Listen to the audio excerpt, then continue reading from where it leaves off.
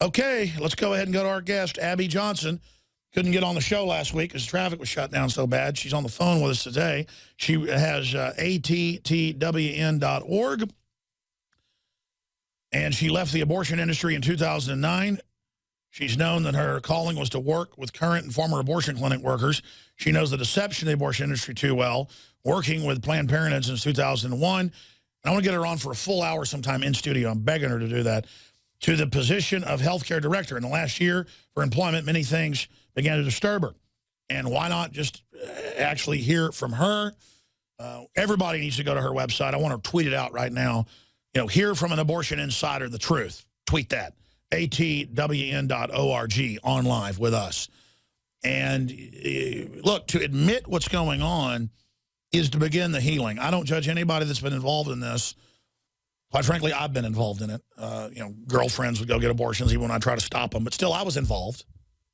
I shouldn't have been doing what I was doing for it to go to that point. And even though it makes me look bad, I need to publicly say, you know, that. Because I want people to know that I'm not judging you. Again, I'm ranting on the subject. I'm going to skip this network break so she has more time. ATTWN.org. We'll put a link in the guest section of the news today as well on Infowars.com. Thank you for coming on with us. You know, in the 15 minutes we've got together or so, tell people what's really going on, what's really happening as you sit on the stand in front of the jury that is America, North America, and the rest of the globe, people tuning in from all over the world. What's really going on with abortion? What's it really all about? And what makes Planned Parenthood tick? I'd love to come in studio. I'm in Austin. But I think what people need to know is that, and I think people do know this primarily, but a lot of people still deny it, is that the abortion industry is a profit-driven industry, period. It's a money-driven industry. It's an industry that sells abortion.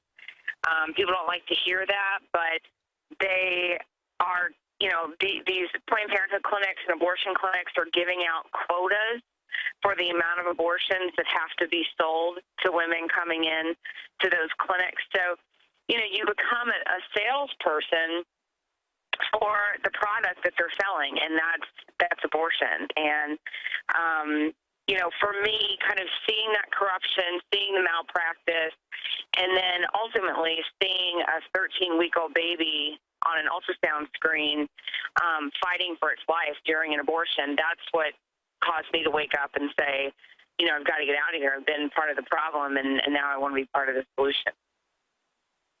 What do you make of the abortion seller, the abortion used car salesman, lady that came out in New Jersey and taped her abortion and said, "Ooh, it's sweet. I'm keeping a picture. It's so loving. I love my baby." It's the most sick, demonic poetry I've ever heard out of the mouth of, in my opinion, an actual demon. Have you seen that video? Yeah, I've seen it. I sent Emily Letts a personal letter, actually. I sent it certified, so I know she got it.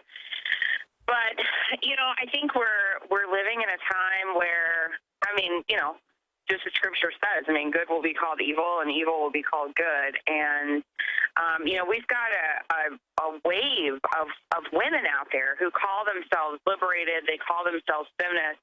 What they don't understand is that they're actually being used and objectified by the abortion industry for profit.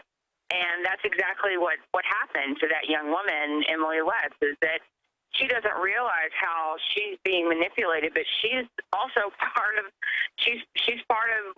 their sales technique.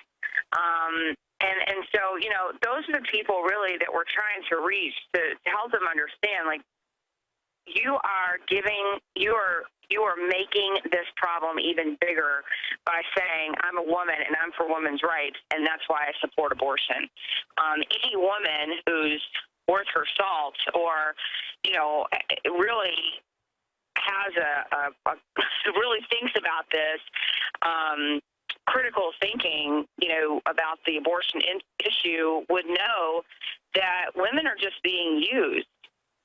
We're being used in this game that the abortion industry is playing. And, you know, we've got Cecile Richards from Planned Parenthood, you know, telling us that this is a woman's rights issue. And, you know, I mean, it's just, it's a big political ploy, and unfortunately a lot of women don't seem to be smart enough to see that for what it is and to get out of it.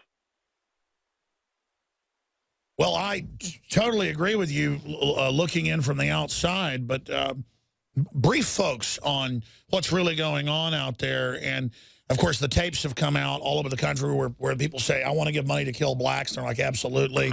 Where Planned Parenthood came from. I mean, you know, it's like the Democratic Party was founded the Klan.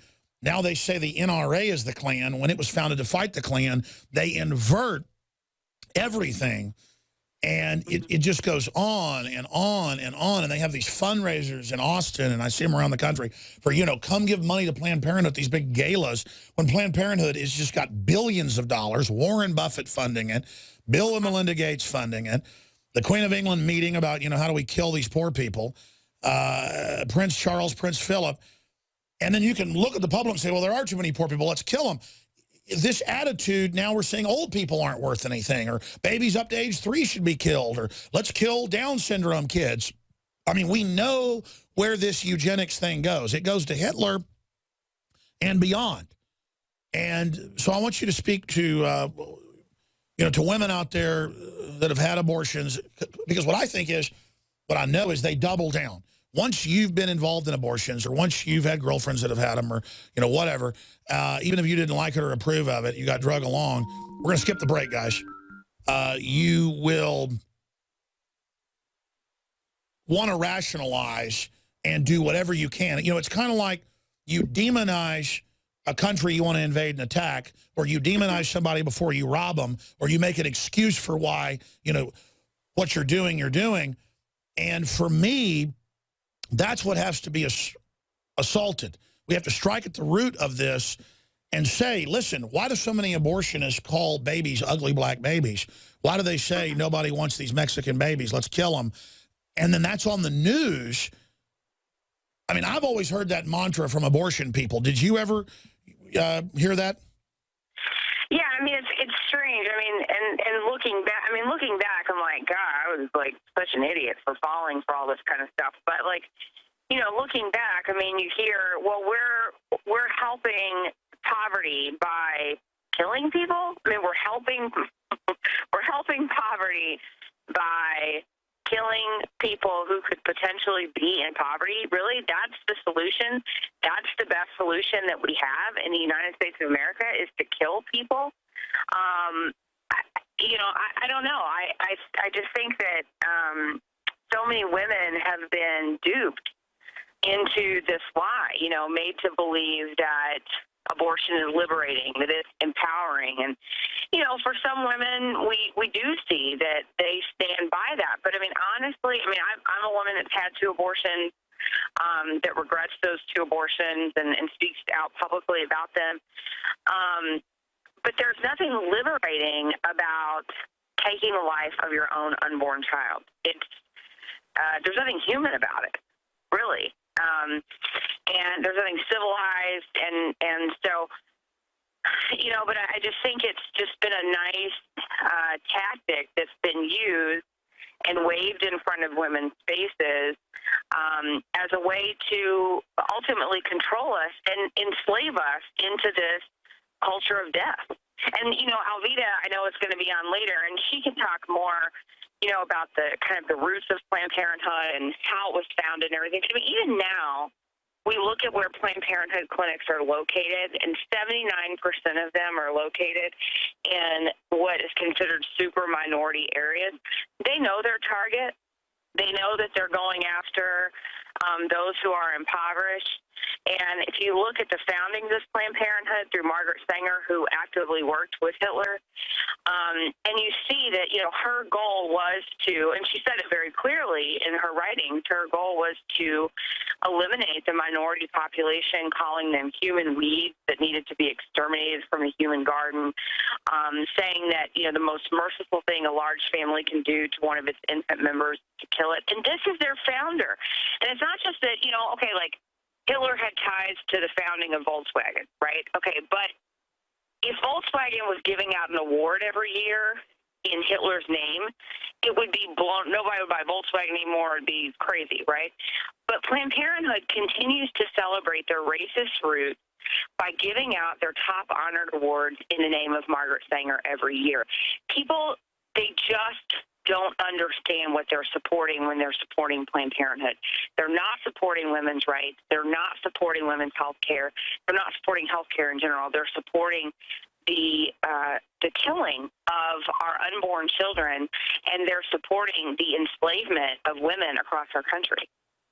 I've actually had journalists, mainly female journalists, in my office repeatedly say, so you really don't like Margaret Sanger or admire her, and they actually shake their heads. She's been Time Magazine Woman of the Year since she died, and this was a woman who had basically love letters back and forth with Hitler, got awards from Hitler. She gave awards to Hitler, and the issue is it's not like it's some new organization. And I get called racist by the controlled media because I don't want totally open borders with poor people that are put on welfare to be abortion voters, basically. I mean, and that's what it is. That's the demographics. The Democrats admit that. I'm not even a Republican, but the Democrats are trying to take over with abortion, guns, all of it. They want to force their will on us, and they're going to bring in a pliant population to do it. They absolutely hate those Latin Americans. They're giving them Gardasil shots down there forced under IMF and World Bank agreements that have been linked to sterilizing them. And, of course, it's come out that, indeed, that's what Gardasil does in many cases. So it's just so incredibly sick to see all this. What do you expect them to do now that polls have reversed from 1973 with over 65% for abortion in some of their stage polls to over 65 to 70% in a lot of polls I see, especially young people? As public opinion swings against it, what do you expect?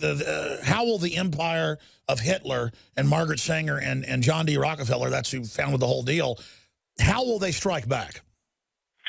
Well, I think, they are actively in our school system right now. Look, parents need to wise up. My kids aren't in public school because I don't want them there. I don't trust what they'd be taught. But, there's for a lot of people, public school, they feel like that's the only option for their kids. Parents need to wake up. Planned Parenthood agenda starts in kindergarten. Their sex education program starts in kindergarten with your 5-year-old children, and that 5-year-old classroom involves showing them graphic sexual positions with stuffed animals. Parents need to wake up. You need to be involved in what's going on with your children's school. You need to be looking at who's coming in, giving these health presentations. And if they say, oh, it's just a health group that's coming in, ask questions, who is it? Because I would bet 99% of the time it's Planned Parenthood. They're going to start trying to go after a younger and younger demographic. Sarah Weddington, who was the lawyer in Roe v. Wade, who, pushed Roe v. Wade through, she just got up a few days ago and said, look, we don't have any young people in the pro-choice movement anymore. Everybody that's pro-choice now, they're menopausal. They're not even of fertility age anymore. And so they're going to start really trying to dig in to our school systems, to our colleges. We need to make pro-life warriors out of our kids so that when they are faced with this information from Planned Parenthood, because, look, wherever vulnerable women are, so is Planned Parenthood. And there are hundreds of thousands of vulnerable young women and young children inside of our school systems, and that includes the university system. And so we as parents and grandparents need to do a better job of really teaching our children about the sanctity of human life from a scientific perspective as well as a religious perspective. Well, immediately shut down their argument. Absolutely. Well, you know what B.F. Skinner and all the rest of them said they had to do with the Rockefeller Foundation. People can look all this up. I've read multiple books on the subject. It's a public fact. They went in and they said, we've got to promote promiscuity to break up the family so the state is the dad, and then we've got to basically use the poor people we can't exterminate as our new dumbed-down political dependent class, but then keep abortion going as well to control those numbers. So they went in and caused the epidemic of out-of-wedlock children. They created the crisis, and they offer the solution. It's so evil. Look, if your listeners want to see something really just disgusting, they can go to my website, abbyjohnson.org. In the search bar, type in Yaffe Memo, Jaffe. It came directly from Planned Parenthood's vice president back in the 60s. It was a plan for how Planned Parenthood could destroy the family and increase the abortion numbers. This was back in the 60s, and now we see that plan coming to fruition right in front of our face. It's called the Yaffe Memo. It's public. It's on my website, Jaffe. All right. And again, abbyjohnson.org. Briefly, tell folks about that memo. And then I want to invite you next week or whenever you like to come in and spend an hour in studio with us. You can send exhibits before you come, and we can have them up on the screen for the television viewers as well. Yeah, we had a former worker from Planned Parenthood of the Rocky Mountains, which is located at affiliate headquarters in Denver. That worker sent us an award, a picture of an award that was posted in the Aurora Health Center, Planned Parenthood Health Center, stating that they had won this award for increasing their abortion numbers from fiscal year 2012 to fiscal year 2013. And, you know, for 5 years since being out of the industry, I've been talking about these abortion quotas. And look, our ministry has a huge new video that's going to be out on Monday.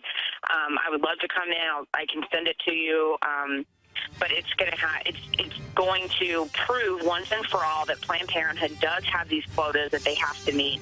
And I really am interested to know how Planned Parenthood is going to respond.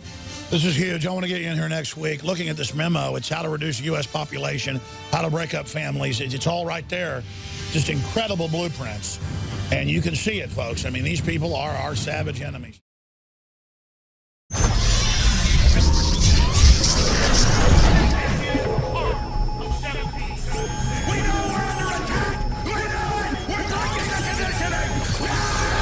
Alex Jones here for Infowars.com. We're going to be intensifying our efforts to awaken free humanity to the scourge of the globalist in the month of July. And starting this July 4th, we are going to slash prices in a celebration of true Americana, the Bill of Rights, the Constitution, and the Declaration of Independence on all of the Made in America products that you will find at madein1776.com or InfoWarsStore.com. We're talking about Made in America belt buckles in brass and nickeled brass that state it loud and proud. Molon Labe. That's why we have the best-selling Made in America men's and women's Molon Labe Infowars.com shirts. Ladies and gentlemen, this is a win-win. You vote with your dollars. You support the most hardcore organization out there for promoting true ideas of libertarianism, constitutionalism, basic human empowerment. But more importantly, you get T-shirts and belt buckles so you can meet like-minded people. So you have a conversation starter with friends and family and coworkers. We are reaching out to each other.